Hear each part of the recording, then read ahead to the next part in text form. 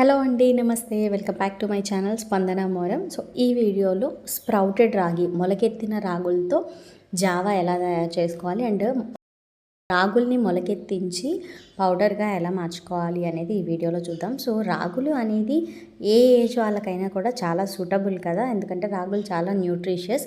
But specially మీరు చిన్నపిల్లలకి ఇచ్చేటప్పుడు మాత్రం కాస్త జాగ్రత్త వహించాలి. ఎందుకు అంటే రాగుల్లో ఉండే హై సాల్యుబుల్ ఫైబర్ కంటెంట్ అనేది వాళ్ళ డైజెషన్కి కాస్త ఇబ్బందిగా ఉంటుంది. సో ఎప్పుడైతే మీరు రాగుల్ని పిల్లల డైట్లో ఇంక్లూడ్ చేస్తున్నారో అప్పుడు వాళ్ళకి కాస్త ఎక్కువ వాటర్ ఇస్తూ ఉండడం వల్ల వాళ్ళకి డైజెషన్ ప్రాపర్గా జరుగుతుంది అండ్ కాన్స్టిపేషన్ అనే ప్రాబ్లం రాకుండా ఉంటుంది. పిల్లలే కాదండి, పెద్దవాళ్ళు కూడా రాగుల్ని డైట్లో ఇంక్లూడ్ చేసుకున్నప్పుడు డెఫినెట్గా వాటర్ అనేది ఎక్కువగా తీసుకోవాలి.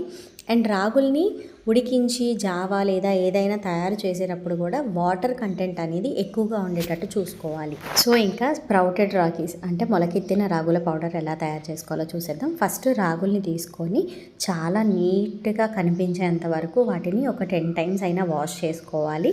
వాటిలోని మురికి మట్టి అంతా పోయేంత వరకు వాష్ చేసుకొని ఒక కాటన్ క్లాత్లో ఇలా మూట కట్టి ఉంచేయాలి. ఒక 2 రోజులు వాటిపైన ఒక ప్లేట్ కానీ ఏదైనా బోర్లించి గాలి తగలకుండా ఉంచడం వల్ల ఇలా చక్కగా రాగులు అనేవి మొలకలు వచ్చేస్తాయి. సో ఇలా వచ్చిన మొలకల్ని మనం నీడలో ఒక 2-3 డేస్ ఆరబెట్టుకుంటే మంచిది. లేదు అంటే ఎండలో అయితే ఒక హాఫ్ డే లేదా 1 డే ఫుల్ డే ఎండపెట్టేసుకుంటే సరిపోతుంది. బట్ నీడలో ఎండపెట్టడానికి ఎక్కువగా ప్రిఫరెన్స్ ఇవ్వండి. మొలకెత్తిన రాగులని 2 రోజుల పాటు నీడలో ఆరబెట్టుకున్న తర్వాత మొలకల్ని మరియు రాగులని సపరేట్ చేసుకోవాలి. ఎందుకంటే మనం వేయించుకునేటప్పుడు రాగులు అంత త్వరగా వేగవు, ఈలోపే మొలకలు అనేవి మాడిపోతాయి. కాబట్టి ఫస్ట్ రాగులన్నిటినీ చక్కగా దూరగా వేయించుకున్న తర్వాత అవి సెపరేట్ చేసేసి తర్వాత మొలకల్ని వేయించుకుంటే అన్నీ ఈవెన్గా ఫ్రై అవుతాయి. సో దట్ మనకి మాడిపోవడం మాడు వాసన రాకుండా ఉంటుంది.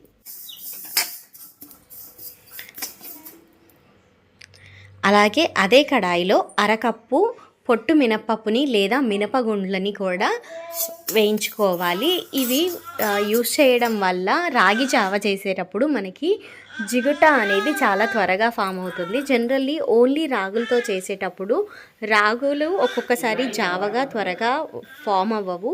సో ఇలా మినప్పప్పు లేదా మినపగుండ్లు యూస్ చేయడం వల్ల జావా అనేది చాలా చిక్కగా మంచిగా ఉంటుంది. అండ్ అలాగే మినప్పప్పు మన బోన్స్కి కూడా చాలా హెల్తీ. రాగులు అండ్ మినప్పప్పు చల్లారిన తర్వాత ఒక మిక్సీ జార్లో ఫస్ట్ మొలకలు అండ్ మినప్పప్పుని వేసి మెత్తగా గ్రైండ్ చేసుకోవాలి. అండ్ అలాగే రాగుల్ని కూడా ఫైన్ పౌడర్ లాగా గ్రైండ్ చేసుకోవాలి. ఈ పౌడర్ మొత్తాన్ని కూడా ఒకసారి జల్లించుకొని ఒక ఎయిర్ టైట్ కంటైనర్లో స్టోర్ చేసుకుంటే ఫ్రిడ్జ్లో పెట్టకుండా బయట ఉంచినా కూడా చాలా కాలం నిల్వ ఉంటుంది. రాగి జావ చేసుకోవడానికి ముందుగా ఒక గిన్నెలో ఒక గ్లాస్ వాటర్ అంటే 250 ml to 300 ml వాటర్ని ఒక గిన్నెలో వేడి చేసుకొని అవి రోల్ బాయిల్ అయ్యేలోపు ఇంకొక గిన్నెలో ఒక టేబుల్ స్పూన్ రాగి ఫ్లోర్ తీసుకొని కొన్ని వాటర్ యాడ్ చేసుకుంటూ లమ్స్ ఫామ్ అవ్వకుండా అంటే ఉండలు ఫామ్ అవ్వకుండా మెత్తని పేస్ట్ లాగా మిక్స్ చేసి పక్కకు పెట్టుకోవాలి. వాటర్ చక్కగా బాయిల్ అయిన తర్వాత ఈ ఆల్రెడీ పేస్ట్లా చేసి పెట్టిన మిశ్రమాన్ని ఆ వాటర్లో వేసి ఉండలు కట్టకుండా కలుపుతూ ఉడికించుకోవాలి. ఇలా ఒక 5 నిమిషాల పాటు ఉడికించిన తర్వాత రాగి జావా అనేది చిక్కబడుతుంది. సో ఆ తర్వాత మీరు స్టవ్ ఆఫ్ చేసేసుకోవచ్చు. చల్లారిన తర్వాత పిల్లలకి లేదా అందులో మజ్జిగ యాడ్ చేసుకొని కూడా పెద్దవాళ్ళు తీసుకోవచ్చు. పిల్లలకి మజ్జిగ లేదా పెరుగు యాడ్ చేసి తినిపించేటప్పుడు వాళ్ళకి సాల్ట్ యాడ్ చేయకూడదు. నేను ఇక్కడ పాప కోసం తయారు చేస్తున్నాను కాబట్టి సాల్ట్ అవాయిడ్ చేశాను. మీరు పెద్దవాళ్ళకి చేసుకుంటున్నట్లయితే జావ చేసేటప్పుడే దాంట్లో ఒక 1/2 టీ స్పూన్ అంతా సాల్ట్ యాడ్ చేసుకొని జావా ప్రిపేర్ చేసుకోవచ్చు. ఇలా ప్రిపేర్ చేసుకున్న జావని సర్వింగ్ బౌల్లోకి ట్రాన్స్ఫర్ చేసుకొని చల్లగా అయిన తర్వాత పెరుగు లేదా మజ్జిగ లేదా చిన్నపిల్లలకి ఫీడ్ చేస్తున్నట్లయితే కాస్తంత ముద్దపప్పు యాడ్ చేసి వాళ్ళకి హ్యాపీగా సర్వ్ చేసుకోవచ్చు.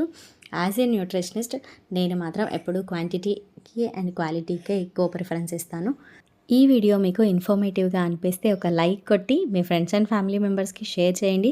అండ్ అలాగే ఫ్యూచర్లో మన ఛానల్లో చాలా రకాల ఇన్ఫర్మేటివ్ వీడియోస్ అండ్ హెల్దీ రెసిపీస్ని నేను పోస్ట్ చేస్తూ ఉంటాను. సో అవేవి మిస్ అవ్వకుండా ఉండాలంటే సబ్స్క్రైబ్ బటన్ ప్రెస్ చేసేయండి.